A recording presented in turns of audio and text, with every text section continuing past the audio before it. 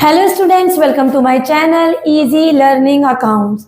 आज के इस वीडियो में हम चैप्टर 4 मैक्रो इकोनॉमिक्स को कंटिन्यू करेंगे, क्योंकि प्रीवियस वीडियो में मैंने आपको तीनों measurement how to calculate the national income, चाहे वो वैल्यू एडेड मेथड है, एक्सपेंडिचर मेथड और तीसरा हमारा एक्सपेंडिचर वैल्यू एडेड और तीसरा हमारा इनकम मेथड, तीनों के फॉर्मूले डिस्कस किए थे और बताया था कि किस आप कंपोनेंट्स को लेकर ऐड करें तो हमारे ये तीनों ही मेथड से हम नेशनल इनकम कैलकुलेट कर सकते हैं।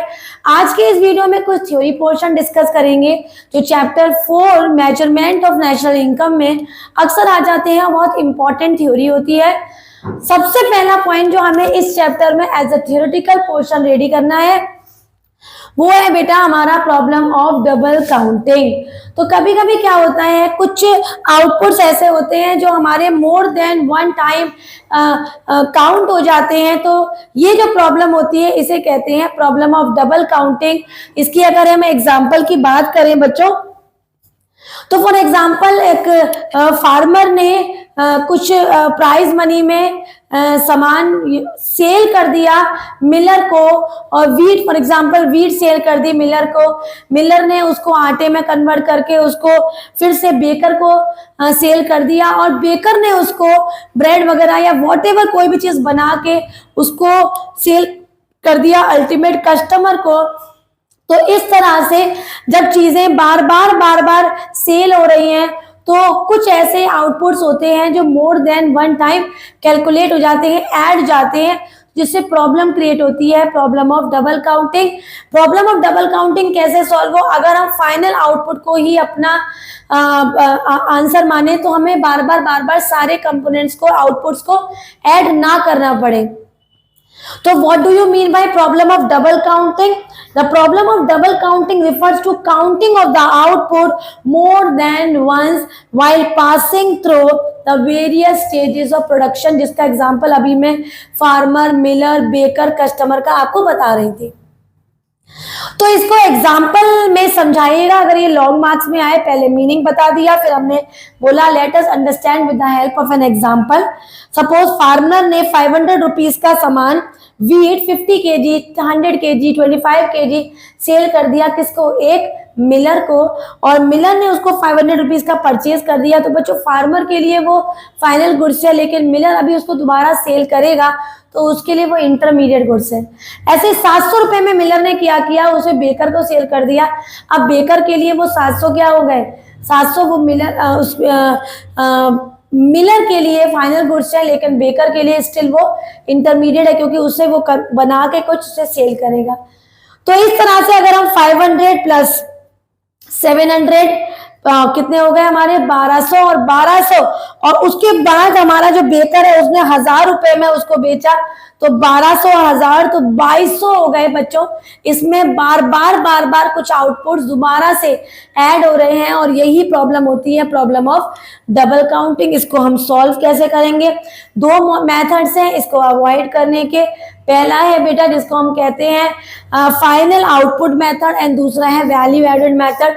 वैल्यू एडेड मेथड में हमारी जो सेल है उसमें से अगर हम परचेज माइनस कर देंगे तो हमारा इजीली डबल काउंटिंग वाली प्रॉब्लम नहीं आएगी। और फाइनल आउटपुट मेथड, जो हमारा फाइनल आउटपुट आया है, अगर हम उसे ही केवल कंसिडर करेंगे तब भी हमें डबल काउंटिंग की प्रॉब्लम से हम लोग अवॉइड कर सकते हैं। तो ये बहुत इंपॉर्टेंट और अच्छा टॉपिक रहा है, आप इसको रेडी करिए। दूसरा टॉपिक जो हमें इस चैप्टर में पढ़ना है वो है हमारा जीडीपी डिफ्लेटर। तो जीडीपी डिफ्लेटर पढ़ने से पहले हमें ये पता होना चाहिए कि ये जीडीपी है क्या। तो ग्रॉस डोमेस्टिक प्रोडक्ट, इसमें हम दो कॉन्सेप्ट पढ़ेंगे। पहला है बेटा हमारा रियल जीडीपी और दूसरा है हमारा नॉमिनल जीडीपी। तो रियल जीडीपी और नॉमिनल जीडीपी को डिफाइन पहले पढ़ेंगे। तो रियल जीडीपी होता क्या है? Real GDP, when the GDP is given year is estimated on the basis of the price of the base year, then it is known as real GDP.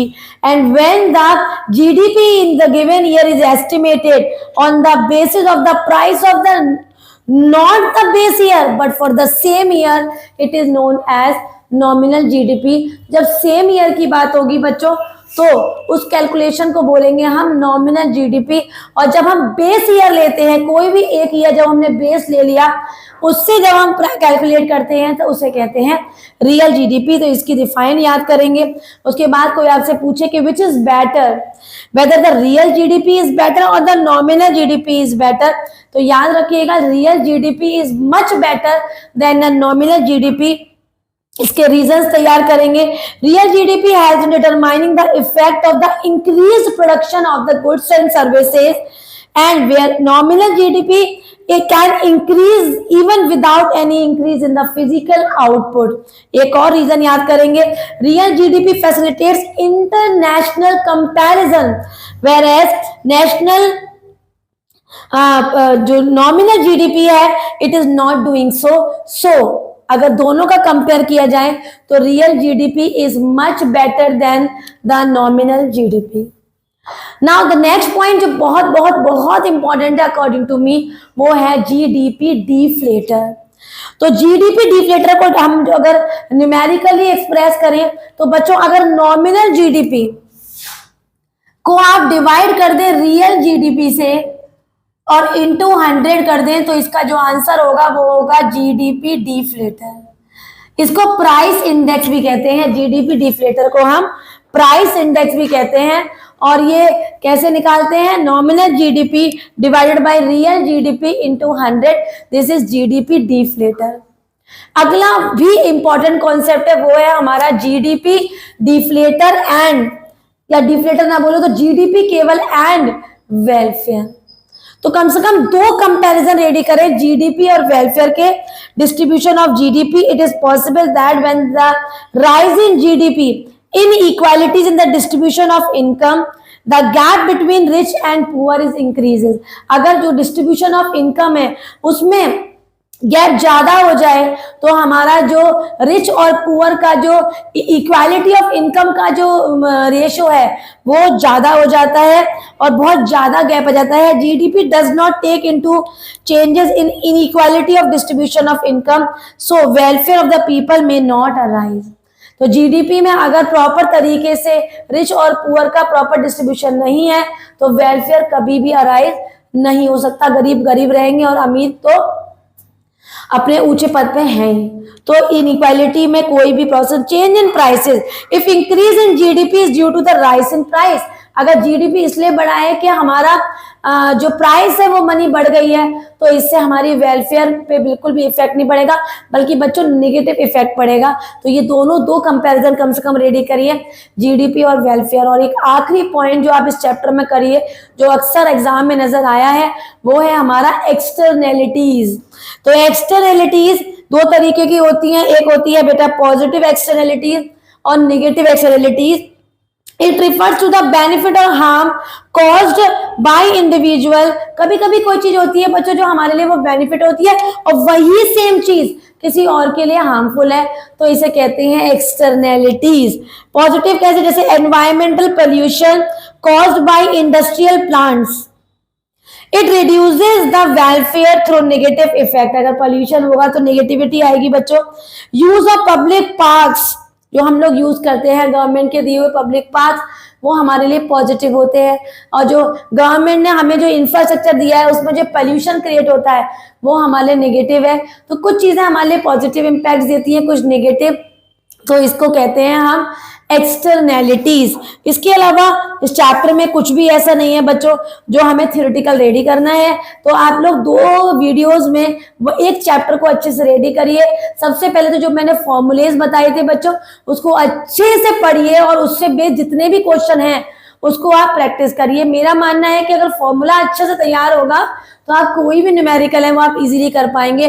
Plus GDP deflator, GDP and welfare, externalities और nominal और real GDP, yes problem of double counting उसको तो बिल्कुल मत भूलना, and how to avoid it. ठीक है, next video में हम अपना नेक्स्ट यूनिट स्टार्ट करेंगे मनी एंड बैंकिंग का।